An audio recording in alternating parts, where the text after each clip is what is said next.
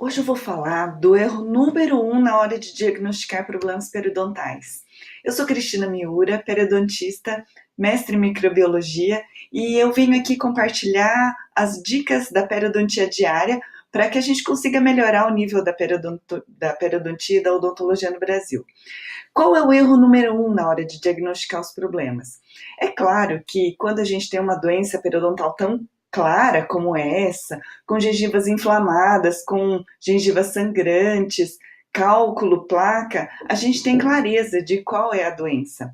Mas muitas vezes a doença periodontal acaba passando pelos olhos e pelas mãos dos profissionais, eles acabam deixando de ver. Aqui eu estou para compartilhar que o erro número 1 de todo mundo é a sondagem. E eu sei porque você acaba esquecendo de sondar. Porque sondar precisa de uma sonda periodontal no jogo clínico, essa sonda periodontal precisa ser usada e eu sei que a sondagem toma tempo.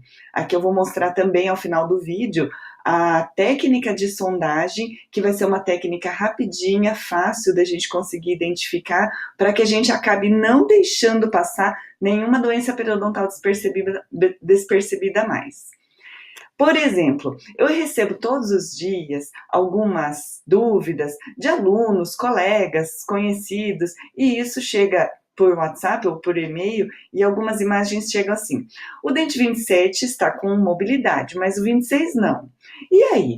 O que é que tem? Será que ele está condenado? Será que ele não está? Ele vai ter um bom prognóstico? Não vai ter? Mas a gente precisa lembrar que o critério para diagnóstico periodontal nunca é só clínico, nunca é só mobilidade, nunca é só o aspecto gengival. A gengiva está muito vermelha, está muito inflamada. Se está muito vermelha ou se está inflamada, é um dado que vai acrescentar ao seu conjunto de dados de diagnóstico, mas não é o único. Se o dente tem mobilidade, ele é mais um item e não é excludente, não é um item que vai condenar o dente porque ele tem mobilidade ou não, porque em muitos casos podem ter mobilidade e os dentes eles são perfeitamente restabelecidos. E o exame radiográfico é um exame complementar e não é porque tirou uma radiografia que ele vai dizer claramente. Por exemplo, às vezes a pessoa tem alguma dúvida no diagnóstico e vamos tirar uma radiografia para ver se aparece alguma coisa.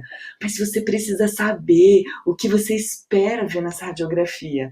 Senão, você acaba fazendo a tomada radiográfica, avalia e depois não tem ideia do que você vai dizer. E é claro que o paciente sente se você sabe ou se você não sabe. E se você não sabe, ele começa a ficar com o pezinho atrás e ele sente a sua desconfiança e você vai acabar falando alguma outra coisa que você vai investigar, você vai perguntar para algum especialista. Pronto.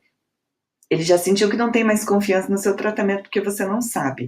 Às vezes, você pode até pedir para um especialista, mas o canal Periodiária é exatamente para a gente conseguir esclarecer, trazer mais luzes e mais informações sobre esses temas de todo dia.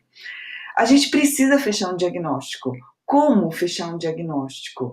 Para fechar um diagnóstico, a gente precisa coletar todos os dados. A gente precisa da avaliação do dente, da cor, do aspecto, a gente precisa de mobilidade, a gente precisa saber se tem supuração, a gente precisa saber da condição sistêmica do paciente, a gente pode precisar do exame radiográfico também e a gente precisa da sondagem. Por exemplo, muitas vezes as pessoas me dizem que o dente tal tem recessão, porque ele tem muita recessão, ou porque ele tem X milímetros de recessão. O dente está condenado ou não está? Não é somente a recessão que vai condenar o dente. Não é somente um dado que condena o dente ou não. A gente precisa de um conjunto de itens, um conjunto de dados diagnósticos para fechar esse diagnóstico. Uma vez fechado o diagnóstico, aí a gente consegue fazer um plano de tratamento, oferecer esse plano de tratamento e depois estabelecer um prognóstico e uma manutenção. Mas a base de tudo é que a gente precisa ter a coleta desses dados. A doença periodontal, ela é identificada como a perda de inserção. E a perda de inserção, ela começa principalmente com uma bolsa periodontal. se a gente não tem uma sonda periodontal, a gente precisa ter muita experiência clínica, como periodontista de preferência, mas mesmo nós, periodontistas experientes, sem uma sonda periodontal, nós acabamos deixando de visualizar bolsas periodontais. Então a sonda precisa ser usada e precisa ser usada do jeito que eu vou te mostrar daqui a pouquinho.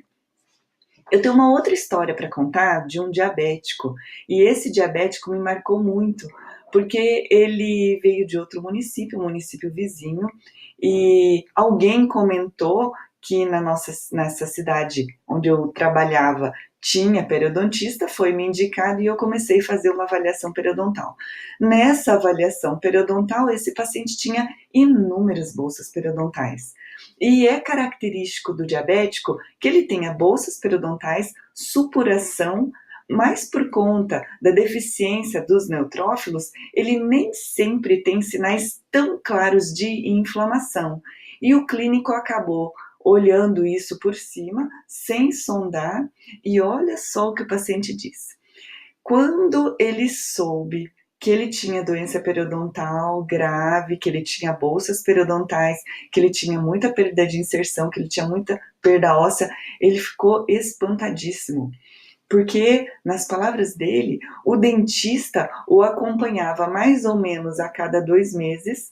A cada 2 meses ele era rechamado para fazer uma profilaxia, sei lá que profilaxia isso era feito, mas era mais ou menos uma deplacagem, uma remoção de cálculo supragengival.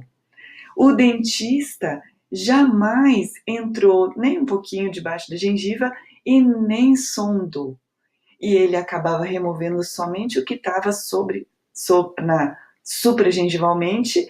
Esse paciente teve uma cronificação da doença, ele teve um mascaramento da doença periodontal, e quando ele compareceu à sondagem, ele tinha bolsas muito profundas, e isso é um crime, porque o paciente se sentiu enganado, porque por tantos anos o clínico geral estava cuidando, obviamente com a melhor das intenções, mas ele estava mascarando a doença periodontal, o que ficou muito grave, levou a uma perda de inserção crônica, doença periodontal crônica, perda óssea crônica.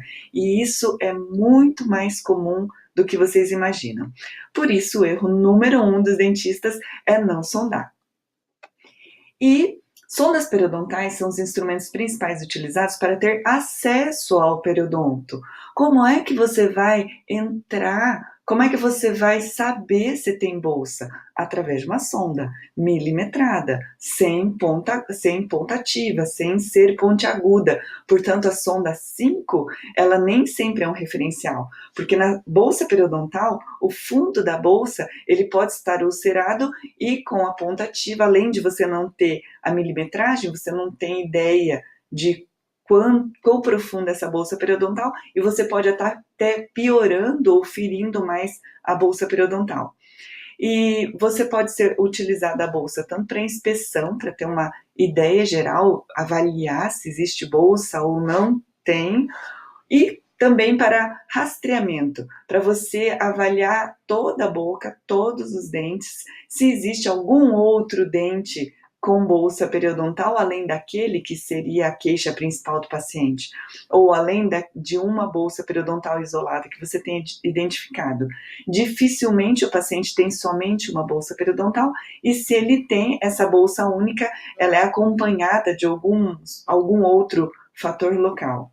E da mesma forma, a sonda periodontal, ela é importante para a gente avaliar o progresso do tratamento. Se você fez um tratamento periodontal, como é que você tem certeza se esse tratamento ficou bom? E nas conversas com os clínicos, uma grande dúvida da maioria é a dúvida se o tratamento foi bem feito. Ou o clínico diz, eu sou inseguro em relação ao tratamento periodontal, porque eu não sei se o meu tratamento foi bem feito, eu não sei se eu dou resultado, eu não sei se é isso que precisa ser feito. Ou às vezes o clínico ele acaba usando do sobretratamento, e ele acaba chamando e rechamando esse paciente muitas vezes, olha, você tem que fazer um retorno mensal, você tem que fazer um retorno bimestral, e o paciente lá pelas tantas ele desiste, porque quando ele descobre que a cada 2 meses, para o resto dos seus dias, ele precisa retornar ao dentista, o que não é uma verdade, o que não é uma certeza para todos os casos, o paciente acaba desistindo e deixa sem tratamento mesmo. Não é assim que se deve proceder.